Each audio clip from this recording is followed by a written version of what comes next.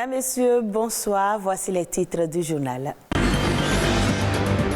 La question de la sexualité reste un sujet tabou dans nos sociétés. Le manque de communication engendre plusieurs conséquences, surtout chez les jeunes. Comment préserver la fertilité chez la jeune fille? On en parle.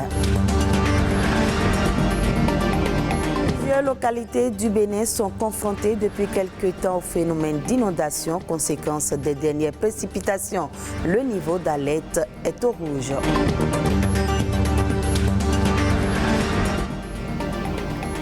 Et puis depuis 2012, la coopération Sud-Sud est célébrée chaque 12 septembre, une journée qui vise à souligner l'entraide entre les pays de l'hémisphère sud afin d'améliorer les conditions humaines et renforcer l'économie pour mieux vivre.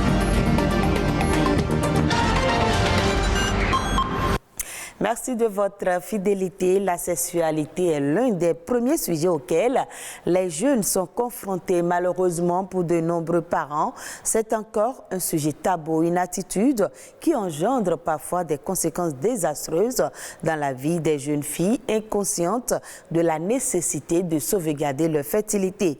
La préservation de la fertilité chez la jeune adolescente, c'est un sujet de Reine Huira et Elvis Tiakbe, présenté par Ulvaeus Balogun. Pour des millions de jeunes du monde entier, l'adolescence est le début de l'apparition des caractères sexuels secondaires. Un changement corporel qui nécessite la sauvegarde de la fertilité. La fertilité, c'est la capacité à concevoir un enfant. Qu'il s'agisse du garçon comme de la fille, se prémunir du fléau de l'infertilité qui augmente d'année en année devient alors impérieux. Plein de choses qui peuvent atteindre et empêcher cette fertilité. La jeune fille, c'est celle qui va voir arriver ses règles. D'abord, nous sommes dans une culture, et il y en a beaucoup d'autres dans le monde, où c'est tabou. Jamais la mère même n'explique à la fille qu'est-ce que c'est que les règles. Apprendre aux jeunes filles bien leur anatomie et que, attention, il va leur arriver ça qui va réellement transformer leur vie. En plus d'une bonne hygiène sexuelle sans partenaires multiples, une bonne hygiène de vie comme éviter de fumer, de boire de l'alcool et de consommer des stupéfiants est recommandée dans la préservation de la fertilité. Parmi les anomalies qu'on va essayer de dépister très tôt, c'est les anomalies des ovaires. Et il faut que les trompes restent perméables. Et là, il y a des tas de maladies qui attrapent les trompes, telles que l'endométriose, telles que des inflammations, par exemple, après une appendicite, qui est tout proche de tous ces organes-là, peuvent arriver. Comment ça va se traduire? Par des règles très, très douloureuses. Une jeune fille, après 2 ans d'installation de ses règles, elle doit avoir été vue par un médecin. Par un qui va lui expliquer, qui va chercher. T'as pas mal, plus de 3 jours, t'es pas pâle, car quand on saigne beaucoup, on est anémique, on manque de sang, on perd ses cheveux, on est fatigué, on dort en classe, on rate 3 jours de cours. Pour être à l'abri de ces conséquences, la responsabilité et l'accompagnement des parents sont engagés afin d'éviter à la jeune adolescente d'éventuelles anomalies anatomiques. Les fortes précipitations enregistrées ces derniers temps dans certaines localités du Bénin, surtout dans le septentrion, a engendré la montée des eaux dans les bassins des grands fleuves. Cette situation a même occasionné des inondations dans plusieurs communes. Le niveau d'alerte dans les bassins du Niger, de l'Ouémé et du Mono est au rouge. Des dégâts matériels ont été enregistrés. Qu'est-ce qui explique cette situation? Théodore Adiakba, professeur à l'université d'Abomey-Calavi et spécialiste en gestion des inondations, nous en parle. Et la montée des eaux dans nos bassins et dans les grands fleuves du Bénin, c'est 2 faits. La pluviométrie locale et les eaux qui viennent d'ailleurs. Du côté du Niger, c'est beaucoup plus les eaux qui viennent de la Guinée et qui transitent par le delta intérieur du Mali, qui passent par Niamey et qui passent par Malanville pour aller vers le Nigeria. Du côté du Mono, nous avons les eaux qui viennent du Togo, plus précisément des lâchers d'eau du barrage de Naveto, qui viennent créer les inondations dans les communes de Lokossa, Atiémé et Grand Popo. Le bassin du Louémé, ça c'est un fleuve intérieur au Bénin, donc Et ça, c'est la pluviométrie locale. Et il y a l'installation anarchique des populations qui ne libèrent pas toujours les espaces riverains des fleuves. Il y a la non-culture de risque. Sur le plan économique, les gens perdent beaucoup leurs activités. Et sur le plan de l'environnement, nous avons la dégradation du cadre de vie et la perte de quelques espèces qui nous sont chères, par exemple. Sur le plan social, les gens sont vulnérables. Ce qui est conseillé aujourd'hui en termes comme solution, c'est que les gens suivent de façon rigoureuse les prescriptions de l'ANPC, le Fonds national pour la gestion des risques et catastrophes, que les maires s'accréditent et que ces mêmes maires-là essayent de revoir leur plan de contingence par rapport au guide de la rédaction des plans de contingence que la Banque mondiale a mis à leur disposition depuis 2021. Mais il faudrait que les populations accompagnent en entretenant ces ouvrages-là que l'État est en train de mettre à leur disposition et qu'ils changent de comportement, n'est-ce pas, pour que les ouvrages soient entretenus et qu'ils libèrent les exutoires, c'est-à-dire le chemin de l'écoulement de l'eau, que ces chemins-là soient libérés. Ce 12 septembre est dédié à la coopération Sud-Sud selon les Nations Unies. C'est le fruit d'une large collaboration entre les pays du Sud, impliquant précisément au moins 2 pays en développement. Cette coopération de base se base sur le partage de connaissances, de compétences, d'expertise ainsi que de ressources pour répondre à des besoins spécifiques en matière de développement. Plus de précisions avec Patrick Adjaboudjou.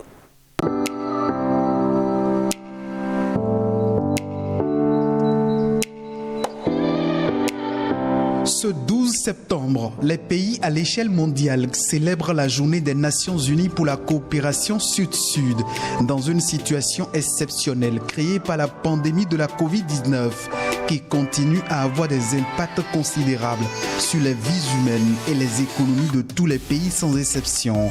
Les systèmes de santé les plus avancés sont aux prises avec la pandémie et luttent pour sauver des vies humaines. Les économies les plus puissantes prévoient une récession imminente et des milliers de petites et moyennes entreprises sont au bord de l'effondrement. À l'échelle mondiale, la pandémie de la Covid-19 a rendu les nations plus prudentes, innovantes et résilientes dans la lutte rigoureuse contre ce virus. La pandémie a même inculqué l'esprit d'une coopération, d'une solidarité et d'une amitié accrue entre les nations pour combattre cet ennemi imprévisible et le plus dangereux. C'est pourquoi ce 12 septembre, la solidarité mondiale et la coopération Sud-Sud se sont une fois de plus avérées être la meilleure solution pour les pays développés et ceux en développement pour résister et avancer collectivement vers une meilleure santé et un meilleur bien-être des citoyens. Depuis 2012, la célébration de la Journée des Nations Unies pour la coopération Sud-Sud permet non seulement à tous les pays en développement de prendre une pause pour célébrer les efforts consentis, mais aussi d'asseoir un véritable décollage de leur développement.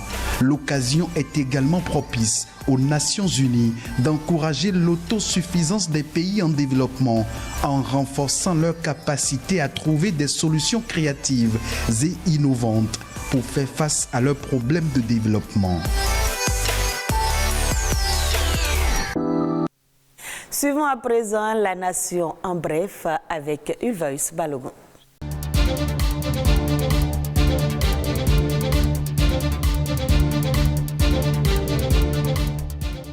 L'indice harmonisé des prix à la consommation du mois d'août 2022 a enregistré une baisse pour ressortir à 106 contre 107,1 un mois plus tôt, soit une diminution de 0,3% en glissement annuel. Cette baisse mensuelle de l'indice est imputable essentiellement à la diminution des prix des biens de la fonction, produits alimentaires et boissons non alcoolisées qui est ressorti à moins 2,9%. Les autres groupes de produits ayant contribué à cette diminution sont légumes en fruits ou racines, tubercules et plantains, poissons et autres produits séchés ou fumés, céréales non transformées, sel et épices. L'encours de la dette publique du Bénin est ressorti à 5 438,7 milliards de francs CFA à juin 2022 contre 4 825 milliards de francs CFA à juin 2021, soit une augmentation de 12,7%, donc plus de 613 milliards de francs CFA en glissement annuel selon les données officielles publiées par la Caisse autonome d'amortissement. Cette évolution est principalement imputable à la hausse de la dette extérieure, soit plus 20,37% tirée par les émissions d'eurobonds et dans une moindre mesure à la hausse de la dette intérieure. La structure de la dette du Bénin au premier semestre 2022 reste donc logiquement dominée par les emprunts obligataires et les obligations internationales. Quant au risque de change, il demeure également modéré avec 43,49% du stock de la dette publique. 37 initiatives agricoles à caractère privé viennent d'être appuyées par le Fonds national de développement agricole FNDA. Il s'agit de 19 micro, petites et moyennes entreprises agricoles et de 18 organisations professionnelles. Elles ont été retenues au titre de l'exercice 2022 pour un coût global de 1 591 milliards de francs CFA, demandant un montant de subvention de 845,8 millions de francs CFA. L'ensemble des projets vont contribuer à la création de 353 emplois directs et toucheront 3 500 fournisseurs.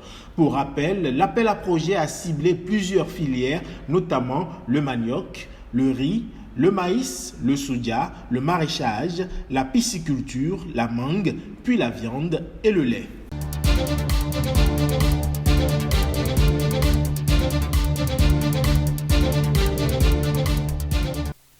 La reine Elisabeth II s'est éteinte ce 8 septembre. Son fils Charles III le succède et devient le roi de l'Angleterre et le chef suprême du Commonwealth. Quel changement pourrait advenir avec les pays membres de cette institution? Nous vous proposons de suivre ce reportage réalisé par nos confrères de France 24. Il a été proclamé roi d'Angleterre, mais la déclaration d'allégeance à Charles III a résonné bien au-delà des frontières britanniques. Aujourd'hui, nous commémorons le décès de la reine Elisabeth II et nous reconnaissons son fils, Sa Majesté Charles III, comme notre souverain. Roi d'Australie, de ses royaumes et ses territoires, chef du Commonwealth. Longue vie au roi. Le monarque britannique occupe aussi les fonctions de chef d'État de 14 royaumes du Commonwealth en dehors du Royaume-Uni.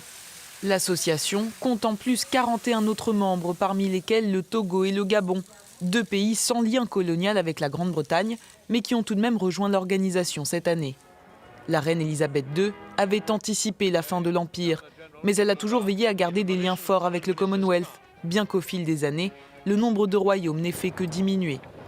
La Barbade est le dernier pays en 2021 à avoir rompu ses liens avec la monarchie. Mais elle a choisi de rester membre du Commonwealth. Il y a quelques mois, lors d'une visite du prince William en Jamaïque, le Premier ministre jamaïcain a voulu faire passer un message. Il a déclaré qu'il espérait que son pays puisse bientôt couper les liens avec la monarchie et deviendrait ainsi une république. La mort d'Elisabeth II a aussi relancé le débat en Australie. Dans un tweet rendant hommage à la souveraine, le leader des écologistes a déclaré « Maintenant l'Australie doit avancer, il faut que nous soyons une république ». Le Premier ministre Anthony Albanese, partisan lui aussi d'une république, lui a tout de même rétorqué que le moment était mal choisi pour évoquer cette question. Et ce sera tout pour ce journal. Retrouvez cette édition sur le www.ortb.bj. Merci à vous de nous avoir suivis.